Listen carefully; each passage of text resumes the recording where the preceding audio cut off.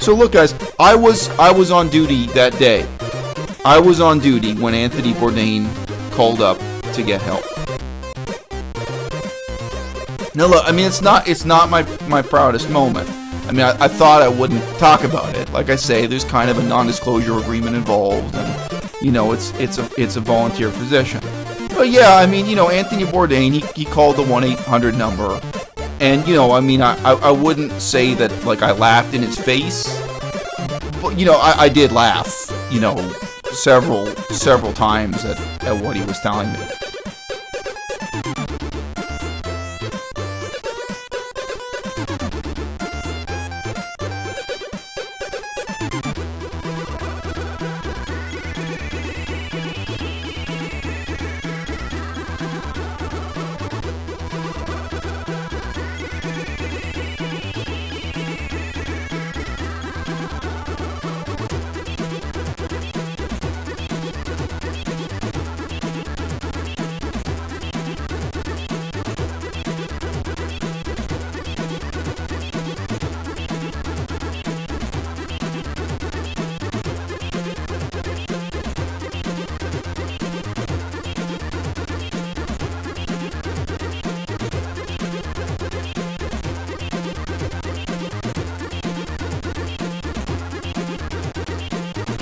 Hey guys, I've had a few different jobs where I had to sign some kind of non-disclosure agreement.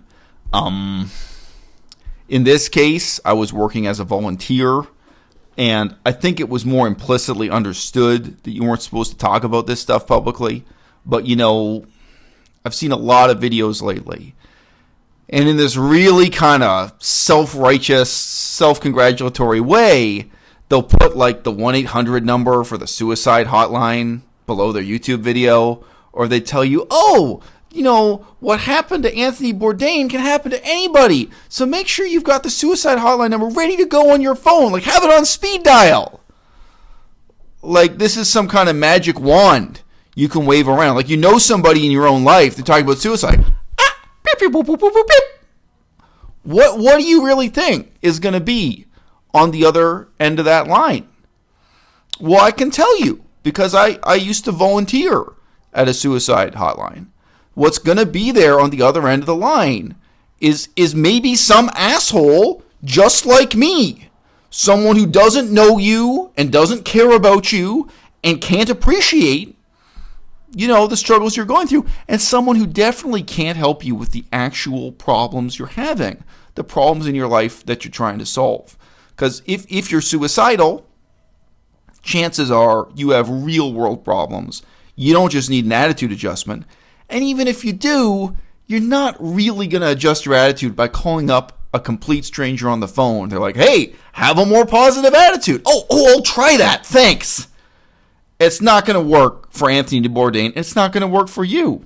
I mean, you really imagine it would have saved Anthony Bourdain's life if only he knew there was a suicide hotline, if only someone handed him the phone for that priceless advice from a complete stranger.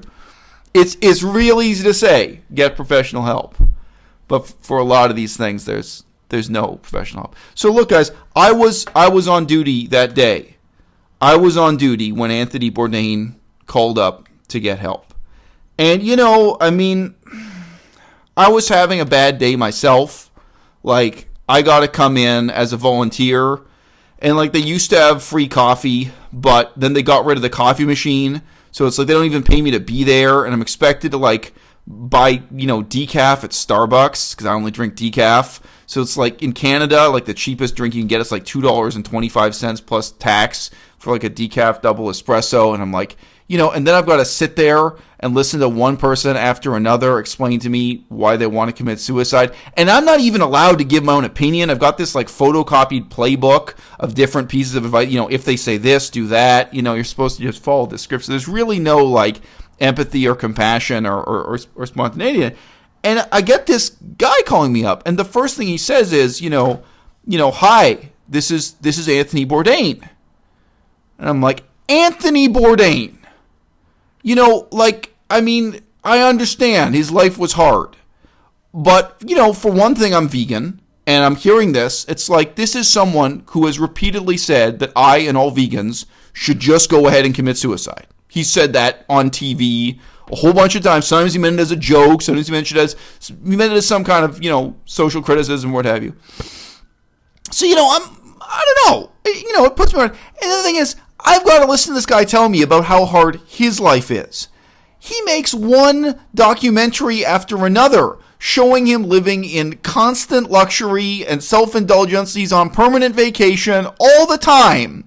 He lives for one 3-course meal after another just to sit there and pass judgment on it, have people pay him to talk about how much he enjoys eating. And he has no ethical compass whatsoever. He doesn't care if he's eating salami. He doesn't care if he's eating, a live snake. Yeah, he ate the heart out of a live snake one time, fertilized pigeon eggs, whatever. This guy will eat monkey brains just to boast about it on Twitter. That's his life. And I'm sitting here. I've just spent the last 3 hours listening to people, trying to talk them down out of slitting their wrists or overdosing on, whatever it is they got in their medicine cabinet to overdose on. My life's awful. I got all my struggles. And you really want to get on the phone with me, Anthony Bourdain, and you want to tell me how rough you've got it. Now, look, it's not my proudest moment. I thought I wouldn't talk about it. Like I say, there's kind of a non-disclosure agreement involved, and it's a volunteer position. But yeah, Anthony Bourdain, he called the 1-800 number, and I wouldn't say that like I laughed in his face, but I did laugh, several times at what he was telling me. And it just, I gotta say, it just started with him saying, yeah, this is Anthony Bourdain, and that he was suicidal. I don't know.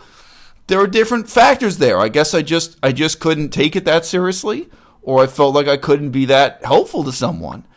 Someone who's constantly boasting about his own life of luxury and how awful the lives of vegans are supposed to be. And now here you are, calling up this 1-800 number. Now, my employer, the agency, I think they do have the conversation on tape. And I think, based on what my supervisor said, I think they're not gonna disclose it publicly. So exactly what I said and what kind of tone I said it in, I guess we'll never know. But as I remember, toward the end of the phone call, it got a bit combative, it got a bit heated. But in the guidebook we have, that's actually a good sign.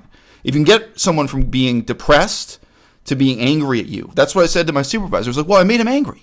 That's good. People are actually less likely to commit suicide. If you can get them from being depressed and self-pitying to being mad at you on the phone, that's like 2 points up on the depression scale.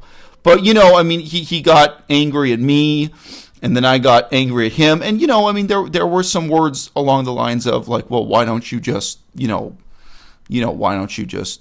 it, seeing as you like eating salami, you hypocritical piece of shit, some words to that effect. So look, it wasn't my best day at the office, but like I say, if you call up any of these 1-800 numbers, looking for help, what you're gonna get is an unpaid volunteer who fills out an application form. And, maybe they have some credentials. Maybe they have a background in social work. I got in because I have a, degree in political science, had background in, different kinds of humanitarian work and volunteering. They thought they'd give me a shot. But, we can't help you. We can't. And, I don't know. Looking back on it, I wouldn't give myself a 0 out of 10. Like, you could say I was kind of giving him, like, tough love.